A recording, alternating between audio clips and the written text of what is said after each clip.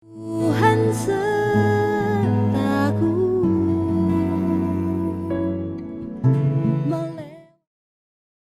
Haleluya, puji Tuhan. Jumpa lagi dalam Saat Teduh GPD Mahanaim Tegal. Bapak Ibu Saudara, sebelum kita mendengarkan renungan firman Tuhan, mari sama-sama kita berdoa. Terima kasih Tuhan Yesus, terima kasih Bapa yang baik. Kami bersyukur buat setiap kebaikan Tuhan, kemurahan Tuhan yang Tuhan sudah nyatakan dalam hidup kami. Saat ini Tuhan, kami buka hati untuk mendengarkan firman-Mu. Kami bersyukur dan terima firman Tuhan di dalam nama Tuhan Yesus Kristus. Haleluya, amin. Bapak Ibu Saudaraku yang terkasih, tema renungan saya pada hari ini yaitu Tuhan menyediakan. Mari sama-sama kita buka di dalam 1 Korintus pasalnya yang kedua ayatnya yang ke-9. Demikian firman Tuhan. Tetapi seperti ada tertulis, apa yang tidak pernah dilihat oleh mata dan tidak pernah didengar oleh telinga dan yang tidak pernah timbul dalam hati manusia, semua yang disediakan Allah untuk mereka yang mengasihi Dia.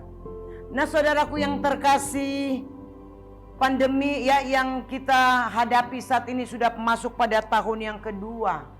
Namun saudara, ternyata ada banyak orang yang terinfeksi virus corona. Dan ada banyak juga orang yang menjalani virus ini, mereka penuh dengan ketakutan. Nah saudaraku yang terkasih, lewat keadaan kondisi seperti sekarang ini justru lebih memperpanjang kesulitan yang kita alami. Sebab apa? Sebab segala sesuatu semakin sulit. Nah saudaraku, apapun yang sedang kita alami pada saat-saat ini, tetaplah kita berharap kepada Tuhan. Kenapa kita harus berharap kepada Tuhan? Sebab kita percaya Tuhan sanggup untuk membuat keajaiban bagi setiap orang yang mau berharap kepada Tuhan. Saya percaya saudara, bagi Tuhan tidak ada perkara yang sukar untuk Tuhan kerjakan. Bagi Tuhan selalu ada solusi dari setiap masalah yang sedang kita hadapi. Saudaraku yang terkasih di dalam Tuhan kita Yesus Kristus, firman Allah yang sudah kita baca mengatakan bahwa apa yang tidak pernah dilihat oleh mata, yang tidak didengar oleh telinga, yang tidak pernah timbul dalam hati manusia, semua yang disediakan Allah untuk mereka yang mengasihi Dia. Saudaraku yang terkasih, jika Tuhan sanggup menyediakan sesuatu yang tidak pernah dilihat oleh mata dan tidak pernah didengar oleh telinga dan tidak pernah timbul dalam hati manusia, lalu apa yang perlu kita takutkan? Apa yang membuat kita khawatir? Bapak Ibu Saudara, mari kita mau jalani hidup ini dengan penuh keyakinan, penuh kepada Tuhan. Kita berharap bahwa kuasa Tuhan itu lebih dari segala-galanya, dan Tuhan sanggup menyediakan segala yang kita perlukan. Masalahnya di sini, apakah kita percaya akan firman Tuhan atau tidak? Saudaraku, saya yakin ya saudara bukan baru pertama kali mendengarkan ayat firman Tuhan ini. Mungkin sudah sering kita dengar ayat ini, sudah sering kita baca di dalam Alkitab. Tetapi kenapa ayat firman Tuhan ini belum menjadi kenyataan dalam kehidupan saudara? Masalahnya adalah percaya. Saudaraku yang terkasih, banyak firman Tuhan yang sudah kita baca, tetapi kita belum mengalami firman Tuhan tersebut. Kenapa? Karena kita hanya sekedar membaca, kita hanya sekedar mengetahui begitu saja ayat firman Tuhan. Kita tidak percaya akan kuasa firman Tuhan. Sebab itu untuk kita menikmati kekuasaan Tuhan yang luar biasa, kita harus percaya bahwa Tuhan berkuasa melakukan apa yang Tuhan sudah janjikan di dalam firman-Nya. Nah Bapak Ibu Saudara, kalau kita rindu mengalami kuasa Tuhan yang heran, mari kita mau belajar percaya akan firman Tuhan. Walaupun mungkin secara manusia itu mustahil, tidak masuk akal apapun yang terjadi mungkin secara mustahil. Tetapi saudara, biar kita mau percaya kepada Tuhan bahwa Tuhan sanggup menyediakan segala yang kita perlukan. Dia Allah yang luar biasa. Dia Allah yang hidup. Nah, Bapak Ibu Saudaraku yang terkasih, cara Tuhan bekerja seringkali tidak terduga. Jalan Tuhan tidak pernah kita bisa menerka. Tetapi saudaraku, Tuhan bekerja dengan cara-cara yang luar biasa. Jelas firman Tuhan berkata, apa yang tidak kita lihat oleh mata, yang tidak kita dengar oleh telinga, yang tidak pernah timbul dalam hati kita, itu yang Tuhan sediakan bagi orang yang percaya, bagi orang yang mengasihi Dia. Nah saudaraku, biarlah kita mau belajar dari hidup Abraham ya. Kita tahu bahwa Abraham dikenal sebagai bapa orang percaya. Nah, kisah hidupnya ya menunjukkan bahwa Abraham dia memiliki iman yang teguh kepada Tuhan. Meskipun ya tubuhnya lemah, tetapi Abraham imannya tetap teguh kepada Tuhan. Abraham tetap percaya bahwa Tuhan pasti menepati janjinya. Bahwa sekalipun keadaan itu mustahil, tetapi kita melihat iman Abraham, dia tetap teguh kepada Tuhan. Saudaraku, kita melihat akibat Abrahamnya, dia mengalami hal yang luar biasa yang dikerjakan oleh Tuhan. Di mana kalau kita lihat Tuhan berjanji akan memberikan keturunan kepada Abraham ya, seperti pasir di laut dan bintang di langit. Tetapi setelah sekian lama dinanti oleh Abraham dan istrinya, janji Tuhan juga belum digenapi. Bahkan kalau kita membaca Alkitab, dikatakan oleh firman Tuhan bahwa Sarah istri Abraham itu sudah mati haid. Nah Bapak Ibu Saudara, dalam kondisi seperti ini sudah sepantasnya Abraham dan Sarah mereka berhenti percaya kepada Tuhan. Sebab mustahil bagi mereka untuk memperoleh keturunan. Namun saudaraku yang terkasih, kita melihat sekalipun tidak ada dasar bagi Abraham untuk mempercayainya. Kita melihat di sini Abraham dia tetap percaya kepada Tuhan. Sekalipun istrinya dikatakan oleh firman Tuhan itu sudah mati haid, Abraham percaya bahwa janji Tuhan itu iya dan amin. Dan kita melihat di sini ya hasil dari iman Abraham, di mana Abraham dia mendapat anak di masa tuanya. Ishak lahir sebagai kegenapan janji Tuhan. Saudaraku yang terkasih, namunnya kita melihat iman Abraham tidak berhenti sampai di sini. Di mana Tuhan kembali menguji iman Abraham dengan cara apa saudara? Dengan cara Tuhan meminta Ishak untuk dikorbankan.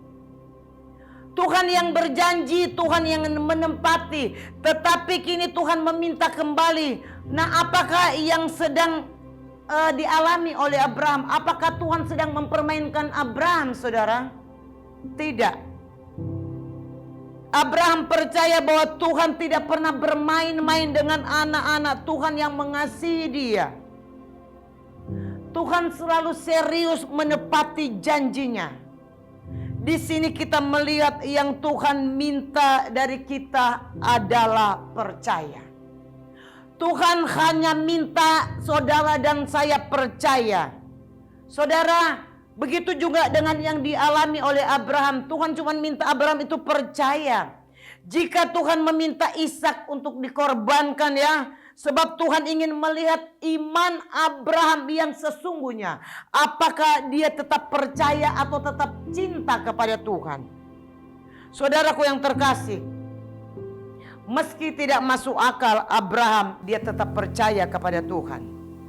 Kita melihat dengan penuh percaya Abraham bersama dengan Ishak anaknya dan seorang bujangnya ya, mereka mendaki Bukit Moria untuk mengorbankan Ishak. Nah, ketika mereka telah sampai di puncak bukit, di mana saudaraku, Abraham dia mendirikan mezbah dan meletakkan kayu api di atasnya.